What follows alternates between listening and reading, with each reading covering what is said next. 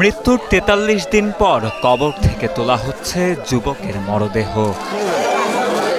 দুর্ঘটনায় মৃত্যু হয়েছে বলে শুরুতে ধারণা করা হলেও পরবর্তীতে অভিযোগ ওঠে পরিকল্পিতভাবে হত্যা করা হয় তাকে। এলাকায় খোঁজ নিয়ে দেখি এলাকার লোক কোনো কিছু জানে না অ্যাক্সিডেন্ট সম্বন্ধে। ওনারা বলে ৪-৫টা বাইক ছিল পিছনে। এলাকার লোক বলতেছে এই ছেলেটা কিভাবে অ্যাক্সিডেন্ট হলো, আমরা কিছু জানি না, এরকম অ্যাক্সিডেন্ট আমরা কখনো দেখি নাই। হাত পায়ের কোনো ক্ষতি হয় নাই, শার্ট প্যান্ট মোবাইল হাতের ঘড়ি সব ঠিক ছিল।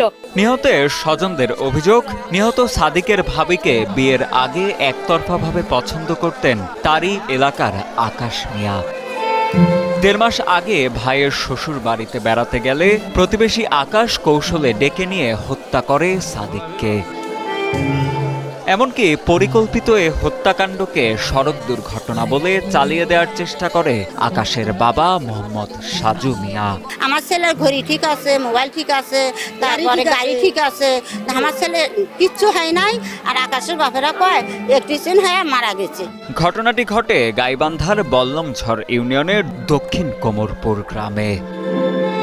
স্বজনদের ভাষ্য ও মামলার এজাহারের ভিত্তিতে জানা যায়, গত ১৯ এপ্রিল সদরের বাদিয়াখালীতে শ্বশুরবাড়িতে দাওয়াত খেতে যান নিহত সাদিকের বড় ভাই মোশাররফ হোসেন। সেদিন বিকেলে মোটরসাইকেল যোগে ভাবির বাড়িতে যান নিহত সাদিকও। পরবর্তীতে স্থানীয় যুবক আকাশ মিয়ার সাথে দেখা হয় সাদিকের। সাদিককে মানিয়ে তাকে নিয়ে মোটরসাইকেলে করে বাইরে ঘুরতে যান আকাশ।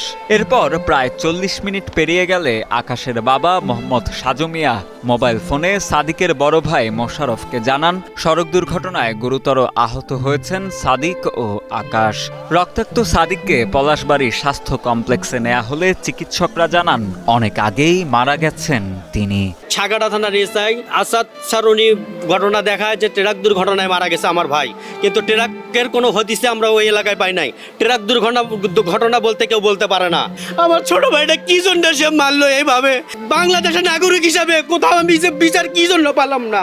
পরবর্তীতে গত ৭ মে নিহতের ভাই মোশাররফ বাদী হয়ে আকাশ মিয়া ও তার বাবা মোহাম্মদ সাজু মিয়াকে বিবাদী করে জুডিশিয়াল ম্যাজিস্ট্রেট আদালতে একটি মামলা দায়ের করেন।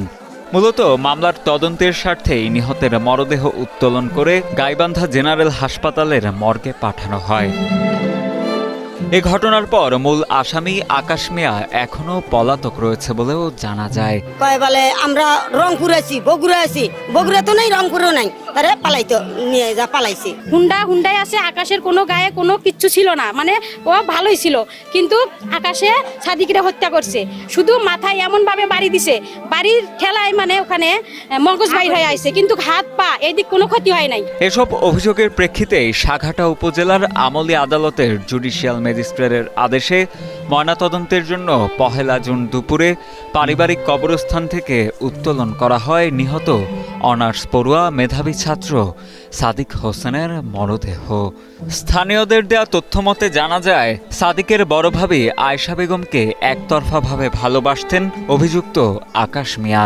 সাদিকই মূলত তার ভাই ও ভাবির বিয়ের খটকালি করেছিলেন। মূলত পছন্দের মানুষকে অন্যের সাথে সইতে না পারার ক্ষোভ থেকেই ঈর্ষান্বিত আকাশ সাদিককে হত্যা করেছে বলে দাবি স্বজন ও স্থানীয় এলাকাবাসীর।